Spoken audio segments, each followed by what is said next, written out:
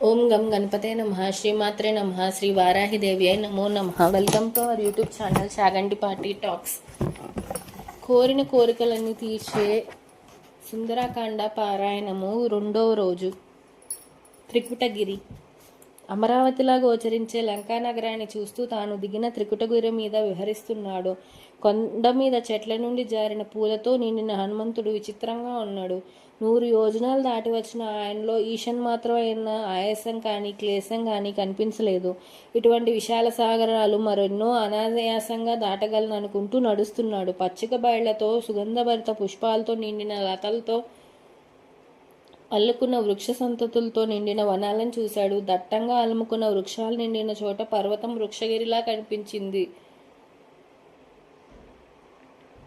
అంతటా దేవదారువులు, కర్ణికరాలు, ఖర్జూరాలు, కరవీర, కుంకుమ, దేవకాంచనాలు, ఏపుగా పెరిగిన ఏడాకుల అరటి, విరగబూసిన వేగిస, వావిలి, వాటి కొమ్మలు కొన్ని మొగ్గ తొడుగుతుంటే కొన్ని పూల బరువుతో వంగుతున్నాయి. అంతటా వివిధ జాతుల పక్షుల కలస్వనాలు, అక్కడక్కడ దిగుడుబావులు, విశాల సరోవరాలు, వాటి నిండా కమలాలు, కలువలు, కలహంస నాదాలు. లంకా నగరాన్ని సమీపిస్తున్నాడు హనుమంతుడు. చుట్టూ పెద్ద కందకం నిండా రకరకాల పూల తోరణాలు, కోట చుట్టూ బంగారు కాంతలీనే ప్రాకారం. కామరూపధారులైన రాక్షసులు కనురప్ప వేయకుండా కాపలా కాస్తున్నారు. వందలాది బురుజులపై పతాకాలు, బంగారు లతా తోరణాలు, శరత్కాల మేఘాల వలె విశాలమైన భవనాలు. విశ్వకర్మ నిర్మించిన లంకానగరం త్రికుటగిరి శిఖరం మీద అలరారు తీరు చూస్తుంటే ఆకాశంలో తేలుతున్నట్లు అనిపించింది. ప్రాకారమే కటిస్థలంగా, కందకాల్లోని నీరే చీనాంబరంగా, కోటి గోడల మీద శతఘ్నులు, శూలాలే కేశపాసంగా, బురుజులే ఆభరణాలుగా వెలిగే ఆ నగరాన్ని విశ్వకర్మ మనస్సంకల్పంతో అవతరింపజేసినట్లు అనిపించింది. దానిలోని భవనాలు ఆకాశాన్ని అంటుతున్నాయి. ఒకనాడు కుబేరుని రాజధాని అది. ఖడ్గశూల పానులైన రాక్షసుల వీరులు తమ వాడి కోరలతో అటూ ఇటూ నడుస్తుంటే నాలుకలు చాచి నా క్రోడత్రాచుల వలె కదులుతున్నట్లు అనిపించింది. ఆ నగర ప్రాకార రక్షణ విధానాన్ని చూస్తూ హనుమంతుడు ఈ లంకా నగరంలో అడుగు పెట్టడం అసాధ్యం, పెట్టినా దీన్ని స్వాధీనం చేసుకోవడం మరీ కష్టం. ఈ రాక్షసులు సామమార్గాన మాటలతో లొంగరు. దానం ఇక్కడ అసలే పనిచేయదు. భేదం అసలుకే వ్యర్థం. ఇక యుద్ధమే శరణ్యం. అయితే వానర యోధులలో సుగ్రీవంతో పాటు అంగదుడు, నీలుడు మాత్రమే సముద్రం దాటి ఇక్కడికి రాగలరు. మిగిలిన వారు ఇక్కడ కాలు పెట్టలేరు అనుకుంటూ కొంతసేపు తిరిగి, ఇంతకు సీతాదేవి ఇంతకాలం ఇక్కడ జీవించి ఉన్నదో లేదో చూడాలి. అప్పుడు అనంతర కర్తవ్యం ఆలోచించాలి. ఈ విశాల దేహంతో నేను లంకలో తిరగటం మంచిది కాదు. ఈ క్రూర రాక్షసగణం కంటపడకుండా అన్వేషించాలి. దేశకాల పరిజ్ఞానం లేని దూత వల్ల వినాశమే ప్రాప్తిస్తుంది కనుక జాగరూకంగా ఉండాలి. నా అంతవాడు లేడు అనుకునే దూతకు అర్ధానర్ధ పరిజ్ఞానం ఉండదు. ఆ గర్వం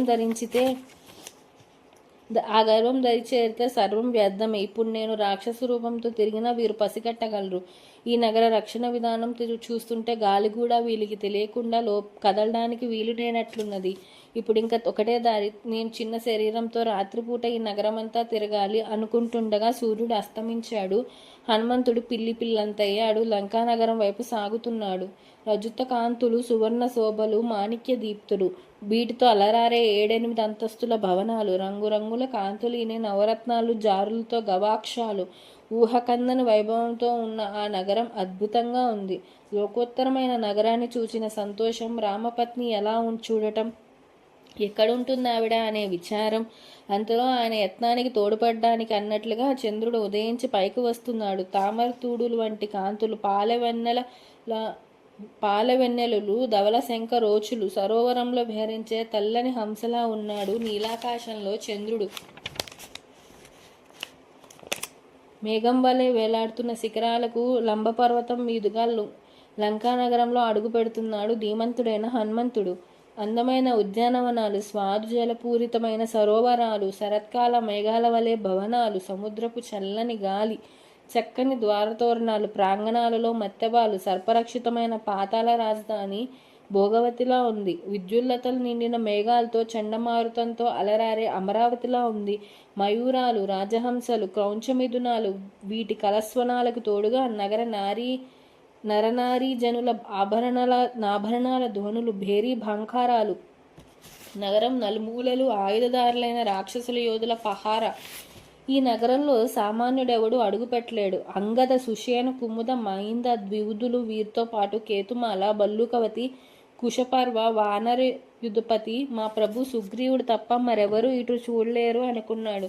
ఆ సమయంలో రామలక్ష్మణుల పరాక్రమం స్మృతికి వచ్చి హనుమంతునికి ఆనందం కలిగింది. చూస్తున్నాడు. రత్నకాంతులే ఆచ్ఛేదన వస్త్రంగా, గోశాలలే భూషణాలుగా, యంత్రాగారాలే ఉన్నత వక్షోజాలుగా అలంకరించుకున్నట్లుంది లంకానగర నారీ రత్నం. నగర గృహాల్లోని దీపకాంతుల వల్ల లంకలో చీకటి లేకుండా పోయింది. లంకా నగరాది దేవత లంకిని వికృతాకారంతో హనుమంతుని ఎదుట నిలిచి గర్జించింది. ఇక్కడికి ఎందుకు వచ్చావు? నీ పేరేమిటి? లంకలో అడుగు పెట్టడం నీ తరం కాదు. ముందు నీ ప్రాణాలు పోయేలోగా నీ వ్యవహారం ఏమిటో చెప్పు అంది. హనుమంతుడు, ఈ వికృత నేత్రాలతో పురద్వారంలో ఉన్న నీవెవరు? ఎందుకింత అట్టహాసం చేసి భయపడుతున్నావు? నీ కథేమిటి? లంకిని, మహాత్ముడైన రాక్షసేశ్వరుని ఆజ్ఞానుసారం లంకానగర రక్షణ చేస్తున్నాను. నా కన్నుగప్పి లంకలో అడుగు పెట్టడం ఎవరితరం కాదు. సిద్ధంగా ఉండు, నీ ప్రాణాలు హరిస్తున్నాను. హనుమ, ఈ విశాల ప్రాకార ద్వారతోరణాలతో అలరారే లంకానగరాన్ని చూడాలని కుతూహలంతో వచ్చాను. ఈ ఉద్యానవనాలు, చిన్ని చిన్ని అడవులు, పెద్ద పెద్ద భవనాలు చూచిపోవాలనిపించింది. లంకిని, ఓరి దుర్బుద్ధి, వానరాధమ, నా అనుమతి లేకుండా ఈ నగరం చూడగలవా? హనుమ, అమ్మాయి, నగరం చూసొస్తాను. చూసి వచ్చిన దారినే వెడతాను. ఆ ధోరణి దానికి నచ్చలేదు. అరచేయి విప్పి గుండె మీద చేర్చింది. ఆ పిడుగు దెబ్బకు హనుమంతుడు ఒక్క అరుపు అరిచి ఉత్తరక్షణంలోనే ఎడప పీడికిలు బిగించి ఒక్క పోటు పొడిచాడు. ఆ పోటుకే లంకిని అవయవాలు పట్టుతప్పి కళ్ళు తేలవేచి నేల మీద పడింది. ఆయనకి జాలి కలిగింది. అంతలోని లంకిని గద్గద స్వరంతో, ఓ మహాపరాక్రమ సంపన్నుడా, రక్షించు, రక్షించు. బలధైర్యాలు కలవారు నియమవ్రత పారాయణలని ఎదురుగుదును. నేను ఈ లంకా నగరాది దేవతను. నన్ను నువ్వు ఓడించావు. నీకింక తిరుగులేదు. ఇది బ్రహ్మవాక్కు.